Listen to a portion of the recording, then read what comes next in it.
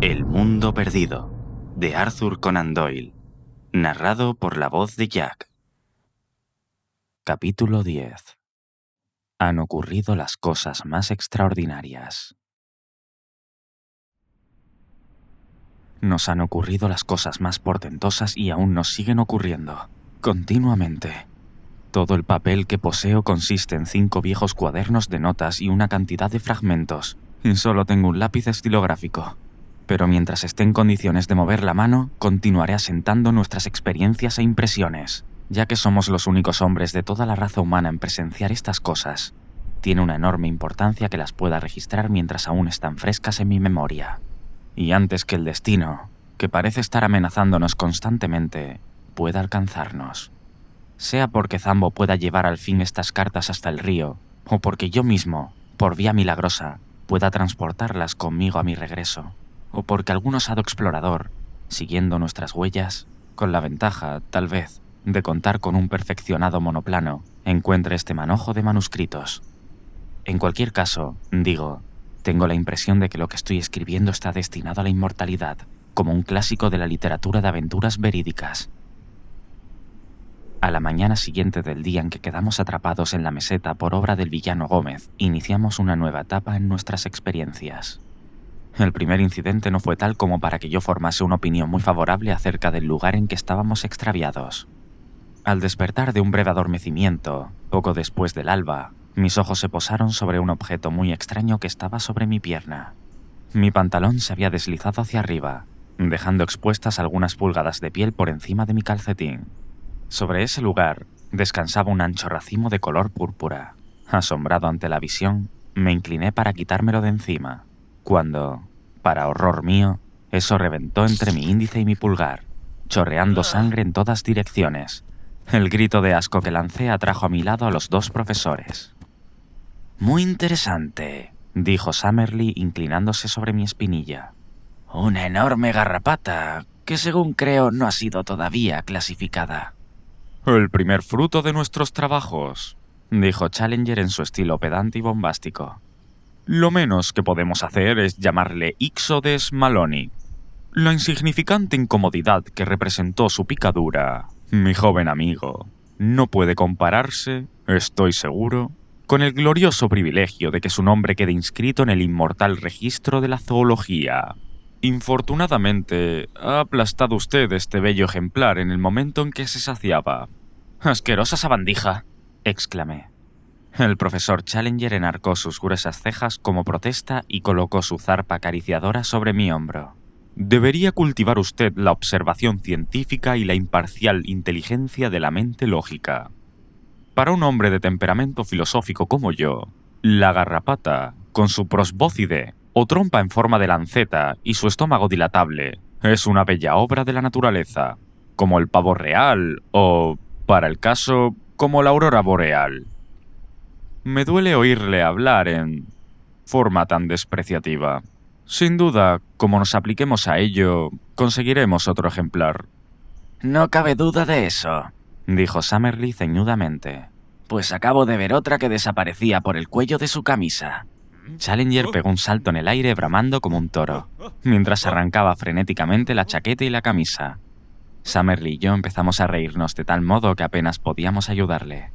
Por fin dejamos al descubierto aquel monstruoso torso, 54 pulgadas medidas con cinta de sastre. Todo su cuerpo parecía un bosque de pelo negro, y en esa maraña cazamos a la garrapata errabunda antes de que le picara. Pero los arbustos que nos rodeaban estaban llenos de esta horrible peste, y era evidente que teníamos que mudar de sitio nuestro campamento. Pero ante todo era necesario tomar nuestras providencias respectivas al fiel negro, que justamente se presentó en el pináculo con una cantidad de latas de cacao y galletas que nos arrojó por encima del abismo. Le ordenamos que de las provisiones que quedaban abajo retuviese todo lo que necesitaba para mantenerse durante 2 meses. El resto deberían recibirlo los indios, como recompensa por sus servicios y en pago por llevar nuestras cartas hasta el Amazonas. Algunas horas después los vimos alejarse por la llanura en fila india, cada uno con un fardo sobre la cabeza, volviendo por el sendero que habíamos recorrido al venir. Zambo ocupó nuestra pequeña tienda en la base del pináculo, y allí permaneció, como nuestro único vínculo con el mundo de abajo. y ahora teníamos que decidir cuáles serían nuestros movimientos inmediatos.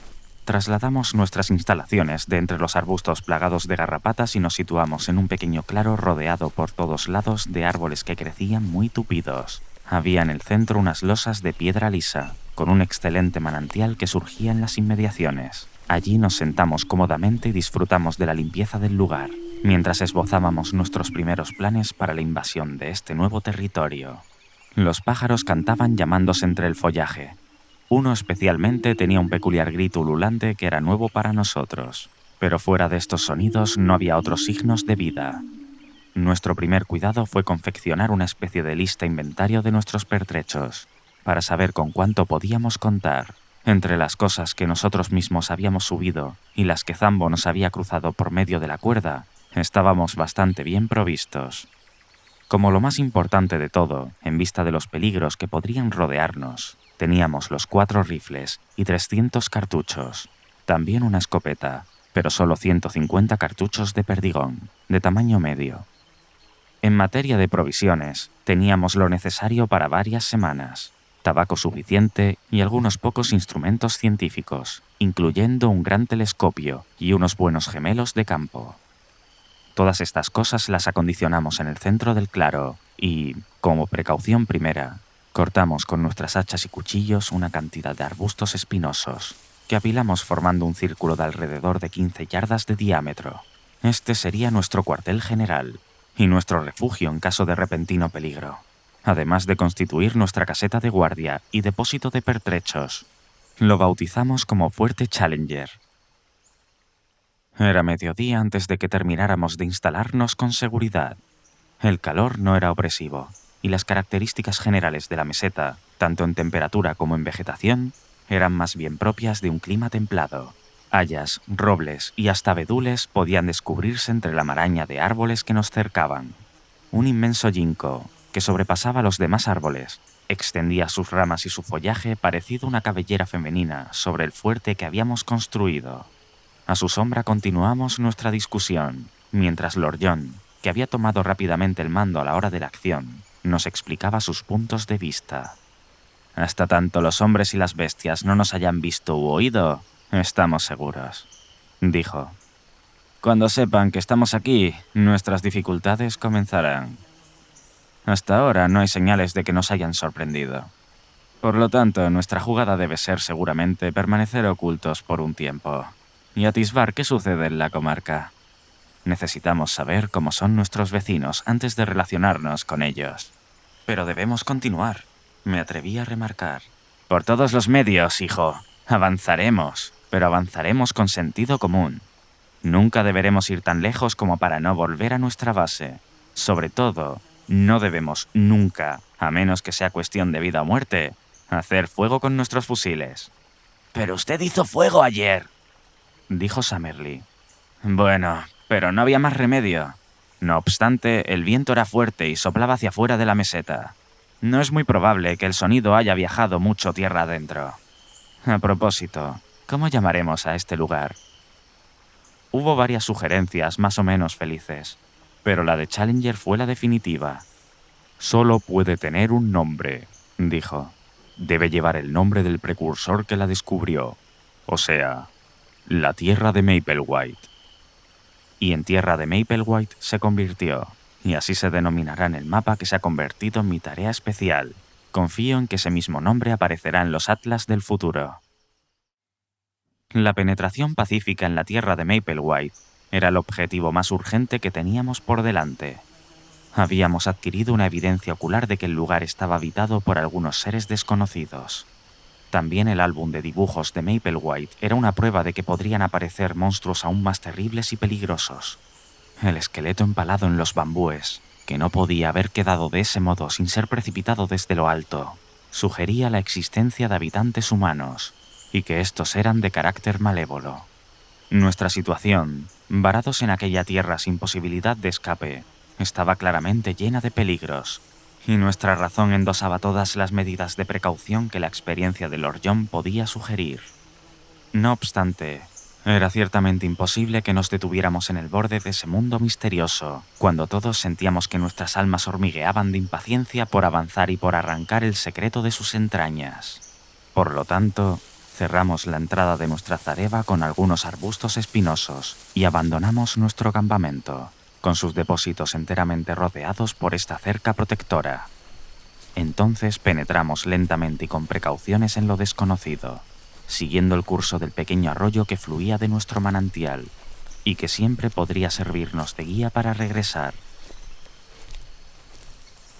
A poco de partir, tropezamos con señales reveladoras de que nos esperaban verdaderos portentos. Después de unos pocos centenares de yardas de bosque espeso, que contenía muchos árboles desconocidos para mí en su mayoría, pero que para Summerlee, que era el botánico de la expedición, reconoció como especies de coníferas y cicadáleas, plantas desaparecidas desde hace mucho del mundo que conocemos. Penetramos en una región donde el arroyo se ensanchaba y formaba un pantano bastante grande. Altas cañas de un tipo singular crecían apretadamente ante nosotros y fueron clasificadas como equisetáceas, o cola de caballo en el lenguaje común. Los helechos arborescentes crecían diseminados entre ellas, balanceándose con el fuerte viento. Lord John, que marchaba a la cabeza, se detuvo súbitamente alzando la mano. «¡Miren esto!», dijo. «¡Por Dios! Esta debe ser la huella del padre de todos los pájaros».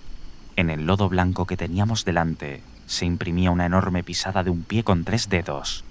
Aquel ser, cualquiera que fuese, había cruzado el pantano y se había introducido en el bosque.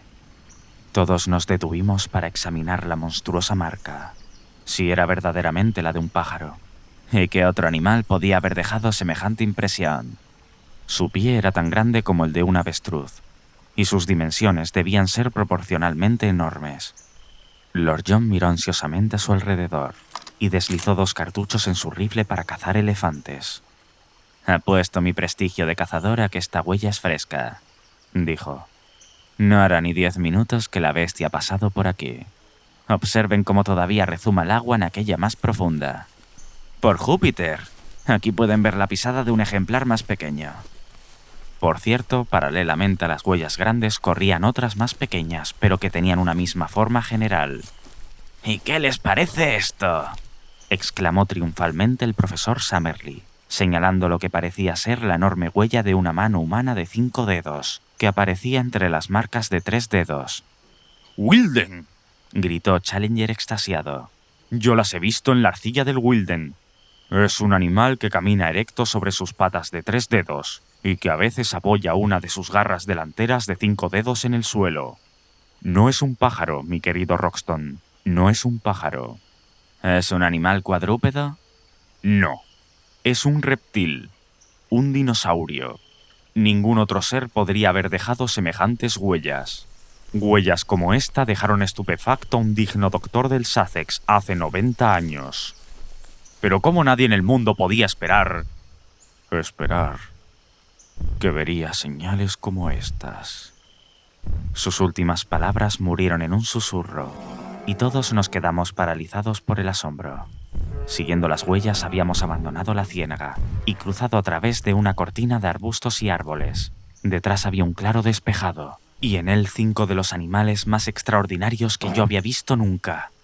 Agazapados entre los arbustos, los observamos a voluntad. Había, como he dicho, 5 de ellos, 2 adultos y 3 más jóvenes. Su tamaño era enorme.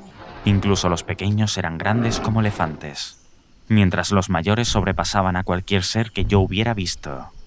Su piel era de color pizarra, con escamas como las de un lagarto, que brillaban cuando reflejaban el sol. Los 5 estaban sentados, balanceándose sobre sus anchas y poderosas colas y sus enormes patas traseras de 3 dedos, mientras que con sus pequeñas patas delanteras de 5 dedos atraían hacia abajo las ramas que ramoneaban. No se me ocurre cómo describir mejor a usted su apariencia que diciendo que se asemejaban a monstruosos canguros de 20 pies de largo y con una piel similar a la de los cocodrilos negros. No sé decir cuánto tiempo estuvimos inmóviles contemplando aquel maravilloso espectáculo. Un fuerte viento soplaba hacia nosotros y estábamos bien ocultos, de modo que no podían descubrirnos. De vez en cuando los pequeños jugaban alrededor de sus padres con pesadas cabriolas. Las grandes bestias saltaban en el aire y caían a tierra con sordos golpes. La fuerza de los padres parecía ilimitada, pues uno de ellos, al tener cierta dificultad en alcanzar un manojo de follaje que crecía en un árbol de gran altura, abrazó el tronco con sus patas delanteras y lo arrancó como si fuese un renuevo. Aquella acción, según creo, parecía demostrar no solo el gran desarrollo de sus músculos, sino también el pequeño desarrollo de sus cerebros, porque todo el peso del árbol le cayó encima con estrépito, con lo cual prorrumpió en una serie de agudos gañidos, que revelaron que, a pesar de lo grande que era su capacidad de resistencia, tenía un límite. Aparentemente, el suceso le hizo pensar que la vecindad era peligrosa, porque se alejó cabeceando lentamente por el bosque, seguido por su pareja y sus 3 enormes infantes. Vimos el destello brillante de su piel pizarrosa entre los troncos de los árboles y sus cabezas que ondulaban muy por encima de los arbustos. Luego desaparecieron de nuestra vista. Observé a mis camaradas. Lord John parecía al acecho, con el dedo en el gatillo de su rifle para caza de elefantes, con su ávida alma de cazador brillando en sus ojos fieros. ¿Qué no hubiese dado por colocar una cabeza como aquella entre los 2 remos cruzados encima de la repisa de su chimenea, en el cómodo aposento de Albany? Con todo, su razón lo refrenó, porque toda nuestra exploración de las maravillas de esta tierra desconocida dependía de que nuestra presencia permaneciese ignorada por sus habitantes. Los 2 profesores estaban sumidos en un silencioso éxtasis. En medio de su excitación se habían cogido inconscientemente de la mano y permanecían como 2 niños pequeños en presencia de un prodigio. Las mejillas de Challenger se henchían con una sonrisa seráfica, y la cara sardónica se suavizaba momentáneamente en una actitud de asombro y reverencia. «Nunc Dimitris», exclamó al fin.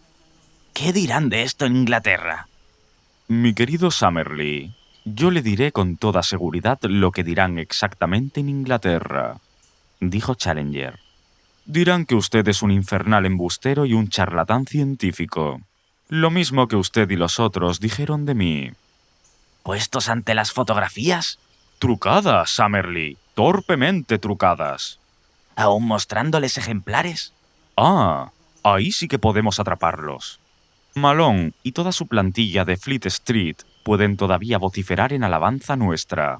28 de agosto, el día en que vimos 5 iguanodontes vivos en un claro de la tierra de Mapplewhite. Asiéntelo en su diario, mi joven amigo, y envíelo a su pasquín. Y prepárese para recibir un puntapié de la bota del editorialista de turno, dijo Lord John. Las cosas son algo diferentes vistas desde la latitud de Londres, compañerito camarada. Hay muchos hombres que no cuentan jamás sus aventuras porque no esperan que les crean. ¿Quién podría censurarles por ello? A nosotros mismos esto nos parecerá algo soñado dentro de un mes o 2. ¿Qué dijo usted que eran? Iguanodontes, dijo Summerlee. Puede usted encontrar sus huellas por todas las arenas de Hastings, en Kent y en Sussex. Pululaban en el sur de Inglaterra cuando allí abundaban las sabrosas sustancias vegetales que les permitían alimentarse. Cuando las condiciones cambiaron, las bestias no pudieron sobrevivir. Al parecer, aquí no han cambiado estas condiciones y estas bestias siguen viviendo. Si alguna vez logramos salir vivos de aquí, me gustaría llevar conmigo una cabeza, dijo Lord John. Por Dios, si vieran esto algunos de los muchachos de Somalilandia y Uganda, se pondrían verdes. No sé lo que ustedes piensan, camaradas, pero yo me huelo algo extraño, como si estuviéramos todo el tiempo sobre una capa de hielo a punto de quebrarse. Yo tenía la misma sensación de misterio y peligro, que parecía rodearnos por todas partes. Entre las tinieblas de la arboleda se cernía una constante amenaza, y cuando mirábamos su sombrío follaje, vagos terrores se insinuaban en nuestros corazones. Es cierto que aquellos monstruosos seres que habíamos visto eran bestias inofensivas y torpes, que no parecían capaces de causar daño a nadie. Pero en este mundo de maravillas podrían hallarse otros supervivientes. ¿Cuántos horrores activos y feroces podrían hallarse listos para abalanzarse sobre nosotros, desde sus cubiles en las rocas o entre la maleza? Poco sé de la vida prehistórica, pero tengo un claro recuerdo de un libro que había leído y que hablaba de seres que vivían cazando leones y tigres lo mismo que un gato mata ratones.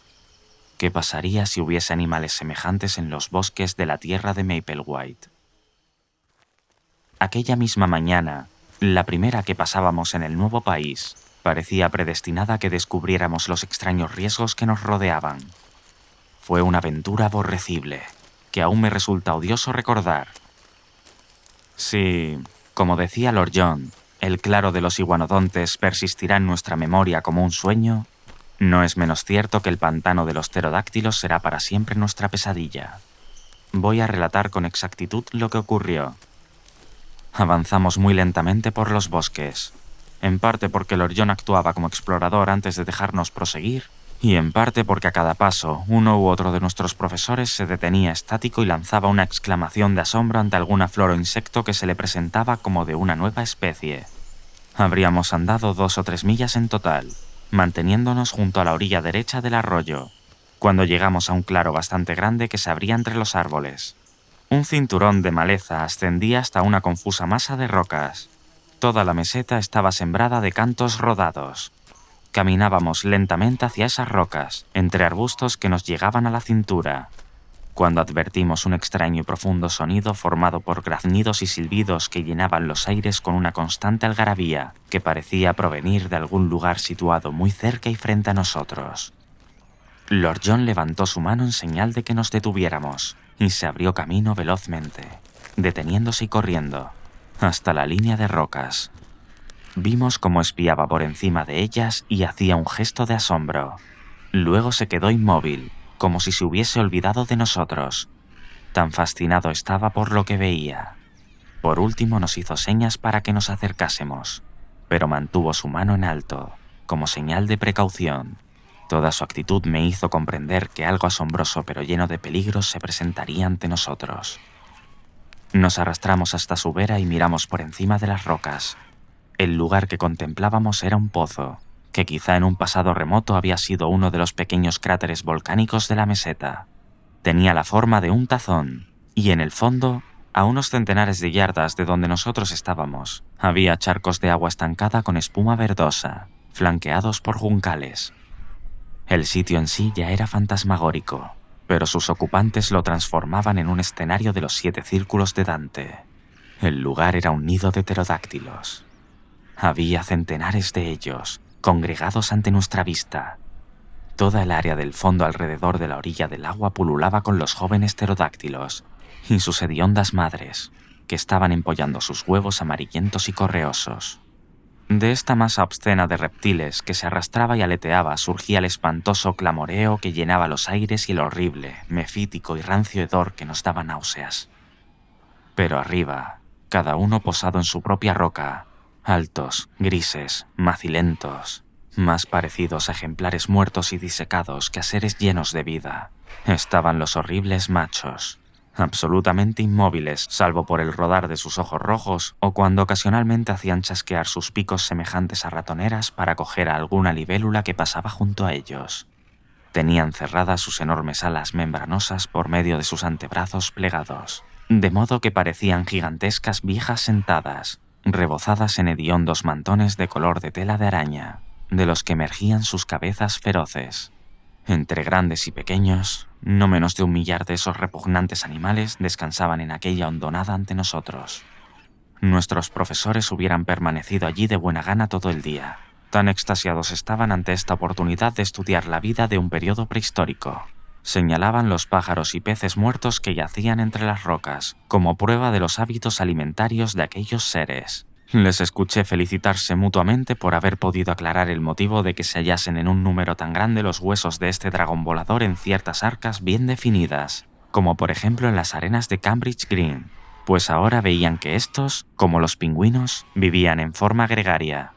Challenger, al fin, empeñado en aportar un detalle que Summerlee había cuestionado, asomó ostensiblemente su cabeza por encima de las rocas, y con ello estuvo a punto de provocar la destrucción de todos nosotros.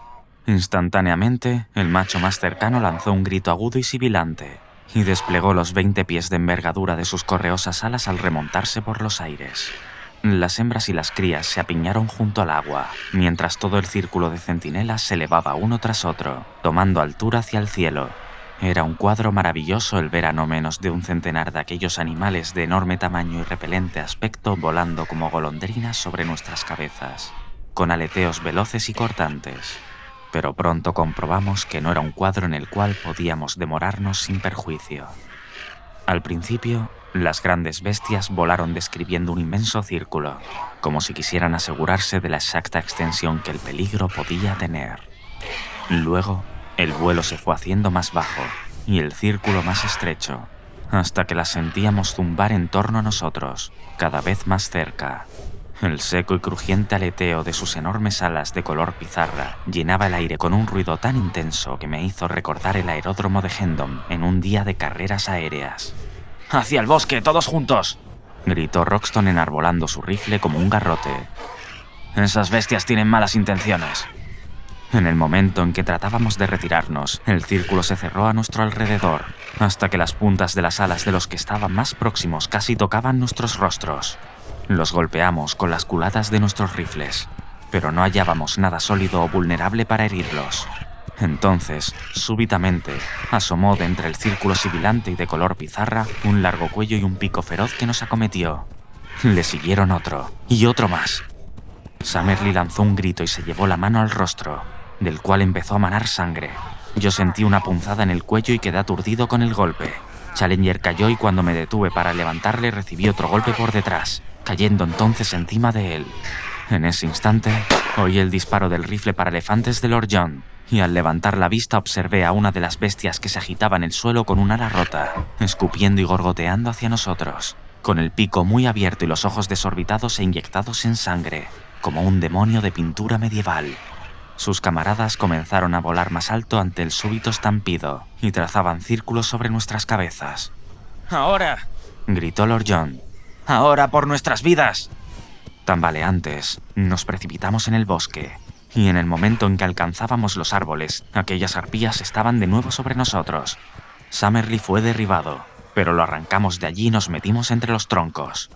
Una vez allí estábamos a salvo, porque aquellas alas tan enormes no tenían espacio para moverse entre las ramas. Mientras regresábamos cojeando hacia nuestro cobijo, tristemente aporreados y desconcertados, los vimos durante mucho tiempo volando muy alto, recortados sobre el profundo cielo azul, sobre nuestras cabezas, remontándose en círculos hasta que no parecían más grandes que palomas torcaces, pero sin duda siguiendo todavía nuestro avance con sus ojos. Al fin, cuando alcanzamos los bosques más espesos, abandonaron la caza y no los vimos más. «Una experiencia de lo más interesante y convincente», dijo Challenger cuando hicimos un alto al arroyo y él bañaba su rodilla hinchada. «Ahora estamos excepcionalmente bien informados sobre las costumbres del pterodáctilo enfurecido». Summerlee estaba restañando la sangre que manaba de un corte que tenía en la frente, mientras yo trataba de obstruir una fea puñalada en el músculo del cuello. Lord John tenía un desgarrón en el hombro de su chaqueta, pero sin que los dientes del pajarraco hubieran podido hacer otra cosa que rozar la carne. «Resulta digno de anotarse», continuó Challenger, «que nuestro joven amigo ha recibido una indiscutible puñalada, mientras que la chaqueta de Lord John solo ha sido desgarrada por un mordisco. En mi propio caso, fui golpeado por sus alas en torno a la cabeza. De modo que hemos tenido una notable exhibición de sus diversos métodos de ataque». «Hemos salvado la vida por un pelo», dijo Lord John seriamente. «Y no puedo imaginar una forma de morir más hedionda que la de ser despachados por esas asquerosas alimañas. Lamento haber tenido que disparar mi rifle, pero, por Júpiter, no había mucho que elegir». «Si usted no lo hubiese hecho, no estaríamos aquí», dije convencido. «Tal vez no nos perjudique», dijo él. «En estos bosques deben producirse muchos estallidos fuertes al rajarse o desplomarse los árboles, y esos ruidos deben ser muy semejantes al disparo de un rifle. Pero ahora, si ustedes son de mi opinión, ya hemos tenido bastantes conmociones para un solo día. Y lo mejor que podemos hacer es volver al campamento y buscar el botiquín para aplicarnos un poco de ácido fénico. Quién sabe la clase de veneno que esas bestias pueden tener en sus hediondas mandíbulas». Parece indudable que ningún hombre, desde que el mundo es mundo, ha pasado un día semejante. Todavía se nos guardaba una sorpresa inédita, cuando, siguiendo el curso de nuestro arroyo, alcanzamos finalmente nuestro claro y vimos la cerca espinosa de nuestro campamento. Pensamos que nuestras aventuras tocaban a su fin, Pero antes de que pudiésemos descansar, nos aguardaban otras cosas en que pensar. La puerta del fuerte Challenger estaba intacta, las paredes no tenían roturas, y sin embargo alguna poderosa y extraña criatura había visitado el lugar durante nuestra ausencia. Ninguna huella de pies revelaba trazas de su naturaleza, y solo la rama colgante del enorme árbol ginkgo sugería cómo podía haber entrado y salido. Pero el estado en que hallamos nuestras reservas nos ofrecía una amplia evidencia de su fuerza maligna. Estaban dispersas al azar por el suelo de todo el campamento, y una lata de carne había sido destrozada para extraer su contenido. Una caja de cartuchos estaba hecha astillas, y una de las cápsulas metálicas había sido desmenuzada. Otra vez la sensación de vago terror invadió nuestras almas, y lanzamos miradas asustadas a nuestro alrededor, hacia las negras sombras que se cernían a nuestro lado por todas partes, y en cada una de las cuales podía estar al acecho alguna forma temible. Qué magnífico fue oír el saludo de la voz de Zambo. Cuando nos acercamos al borde de la meseta, lo vimos sentado, gesticulando, en la cumbre del pináculo que teníamos frente a nosotros. «Todo bien, Masa Challenger, todo bien», gritó. «Yo quedar aquí, no miedo. Ustedes siempre encontrarme aquí cuando necesitan». Su honesta cara negra y el inmenso panorama que se desplegaba ante nosotros y que nos hacía alcanzar con la vista medio camino hasta el afluente del Amazonas nos ayudaron a recordar que estábamos de verdad en el siglo XX, sobre esta tierra nuestra, y que no habíamos sido trasladados, por arte de magia, a algún tosco planeta en las primeras y más salvajes etapas de su desarrollo. Qué difícil era comprender que la línea violácea que señalaba el borde del lejano horizonte estaba muy cerca del gran río surcado por los enormes navíos de vapor, en los cuales la gente hablaba de sus pequeños problemas cotidianos, mientras nosotros, abandonados entre los seres de una edad lejana, solo podíamos lanzar nuestras miradas hacia allá y suspirar por todo lo que involucraba. Otro recuerdo queda en mí de aquel día maravilloso, y con el deseo de cerrar esta carta. Con su temperamento quisquilloso y aún más irritable por las heridas recibidas, los dos profesores se querellaron acerca de la naturaleza de nuestros atacantes, que si era el género pterodáctilo o el dimorfodón. Acabaron intercambiando gruesos epítetos. Para evitar sus reyertas, me aparté un corto trecho. Estaba sentado sobre el tronco de un árbol caído, fumando, cuando se me acercó Lord John con aire paseante. «Hola, Malone», dijo. «¿Recuerda el lugar donde estaban aquellas bestias? Como si lo estuviera viendo». «Era una especie de pozo volcánico, ¿no es cierto?»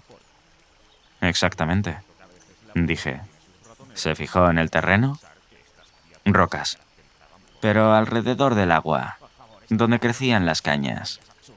Era una tierra azulada que parecía arcilla». «Exacto. Un embudo volcánico relleno de arcilla azul». «¿Y qué hay con eso?», pregunté. «Oh, nada», dijo, y reanudó su paseo, esta vez regresando hacia donde las voces de los dos polémicos hombres de ciencia surgían en un prolongado dúo, donde se alzaba la aguda y estridente nota de Summerlee y descendía el sonoro grave, de bajo, que emitía Challenger. No habría pensado más en las preguntas de Lord John si no fuese porque aquella noche le oí murmurar para sus adentros: «Arcilla azul. Arcilla en un embudo volcánico». Fue lo último que oí antes de hundirme en un sueño fatigado. Espero que el vídeo haya sido de tu agrado. Para más, no te olvides de suscribirte y activar la campanilla, que te avisará cada vez que suba nuevo contenido al canal. Has escuchado la voz de Jack. Muchas gracias.